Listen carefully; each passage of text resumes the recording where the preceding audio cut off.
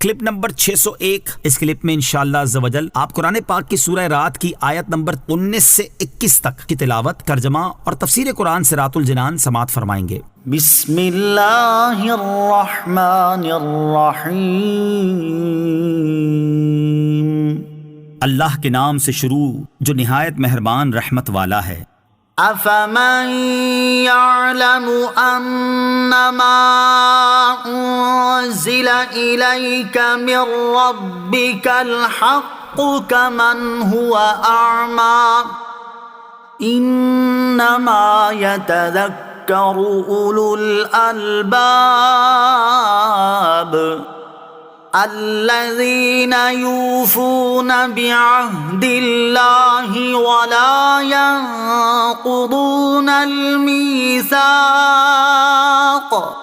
ترجمہ، وہ آدمی جو یہ جانتا ہے کہ جو کچھ تمہاری طرف تمہارے رب کے پاس سے نازل کیا گیا ہے وہ حق ہے، تو کیا وہ اس جیسا ہے جو اندھا ہے؟ صرف عقل والے ہی نصیحت مانتے ہیں، وہ جو اللہ کا عہد پورا کرتے ہیں اور معاہدے کو توڑتے نہیں۔ افمن یعلم، تو کیا وہ جانتا ہے؟ اس آیت کا خلاصہ یہ ہے کہ وہ آدمی جو یہ جانتا ہے کہ جو کچھ رسول اللہ صلی اللہ علیہ وسلم پر اللہ تعالیٰ کی طرف سے نازل کیا گیا ہے وہ حق ہے، اور وہ اس پر ایمان لاتا اور اس کے مطابق عمل کرتا ہے، تو کیا وہ اس جیسا ہے جو دل کا اندھا ہے، جو حق کو جانتا ہے، نہ قرآن پر ایمان لاتا ہے اور نہ ہی اس کے مطابق عمل کرتا ہے؟ حضرت عبداللہ ابن عباس رضی اللہ تعالیٰ عنہما فرماتے ہیں، یہ آیت حضرت حمزہ بن عبد المطلب رضی اللہ تعالیٰ عنہ اور ابو جہل کے بارے میں نازل ہوئی۔ ایک قول یہ ہے کہ یہ آیت حضرت عمار بن یاسر رضی اللہ تعالیٰ عنہ اور ابو جہل کے بارے میں نازل ہوئی۔ علامہ احمد ساوی رحمۃ اللہ تعالی فرماتے ہیں، ان آیات میں اگرچہ حضرت حمزہ رضی اللہ تعالیٰ عنہ کی اچھی صفات پر ان کی تعریف کی گئی اور ان صفات کے بدلے بھلائی کا وعدہ فرمایا گیا، اور ابو جہل کی بری صفات کی مذمت کی گئی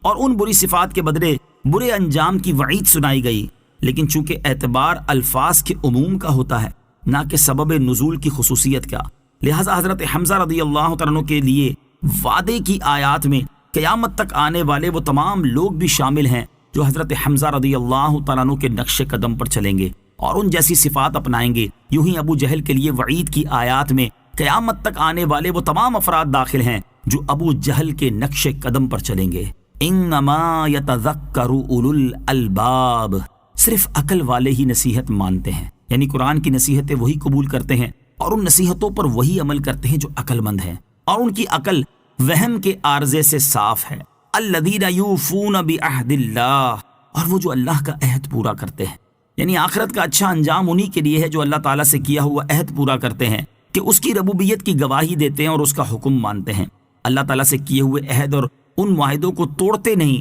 جو انہوں نے لوگوں کے ساتھ کیے ہوئے ہیں۔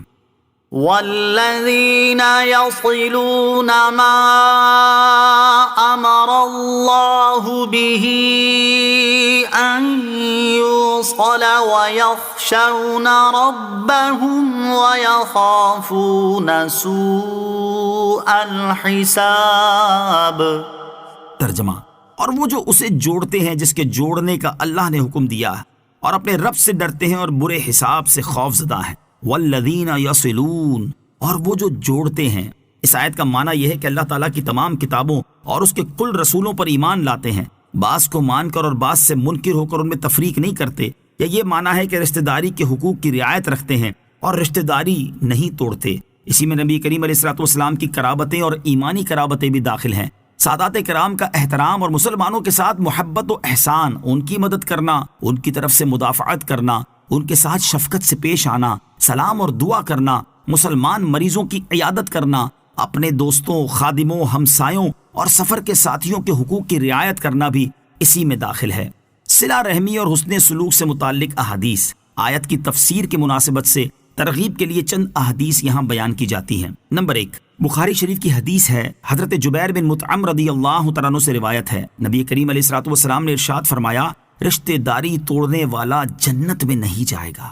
نمبر 2، بخاری شریف کی حدیث حضرت ابو ہریرہ رضی اللہ تعالیٰ عنہ سے روایت ہے، رسول کریم علیہ الصلوۃ والسلام نے ارشاد فرمایا، جس کو یہ بات اچھی لگتی ہے کہ اس کا رزق فراخ ہو اور اس کی عمر دراز ہو جائے تو اسے چاہیے کہ صلہ رحمی کیا کرے۔ نمبر 3، بخاری شریف کی حدیث حضرت عبداللہ ابن عمر رضی اللہ تعالیٰ عنہما سے روایت ہے، رسول اللہ صلی اللہ تعالیٰ علیہ وسلم نے ارشاد فرمایا، بدلہ لینے والا صلہ رحمی کرنے والا نہیں بلکہ صلہ رحمی کرنے والا وہ ہے کہ جب اس سے رشتہ توڑا جائے تو وہ اسے جوڑے۔ نمبر 4، ترمذی شریف کی حدیث، حضرت عبداللہ ابن عباس رضی اللہ تعالیٰ عنہما سے روایت ہے، سرکار دو عالم علیہ الصلوۃ والسلام نے ارشاد فرمایا، وہ ہم میں سے نہیں جو ہمارے چھوٹوں پر رحم نہ کرے اور ہمارے بڑوں کی تعظیم نہ کرے اور اچھی باتوں کا حکم نہ کرے اور بری باتوں سے منع نہ کرے۔ نمبر 5، حضرت عبداللہ بن عمر رضی اللہ تعالیٰ عنہما سے روایت ہے، اور یہ بھی ترمذی شریف کی حدیث ہے، رسول پاک علیہ الصلوۃ والسلام نے ارشاد فرمایا، اللہ تعالیٰ کے نزدیک ساتھیوں میں وہ بہتر ہے جو اپنے ساتھی کا خیر خواہ ہو، اور پڑوسیوں میں اللہ عز و جل کے نزدیک وہ بہتر ہے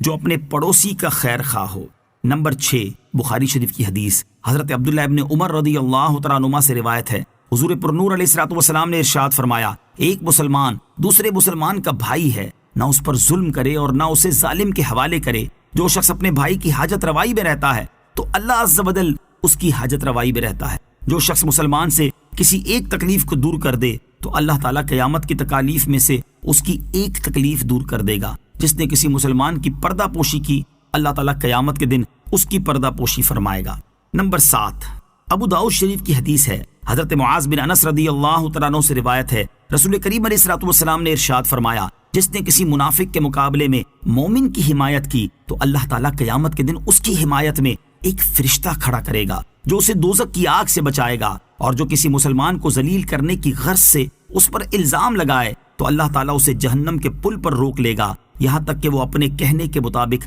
عذاب پالے۔ وَيَخْشَوْنَ رَبَّهُمْ، اور اپنے رب سے ڈرتے ہیں، یعنی اللہ تعالیٰ کے ساتھ کیے ہوئے عہد کو پورا کرنے اور صلہ رحمی وغیرہ جن چیزوں کا اللہ تعالیٰ نے حکم دیا ہے انہیں بجا لانے کے ساتھ ساتھ اللہ تعالیٰ سے ڈرتے بھی۔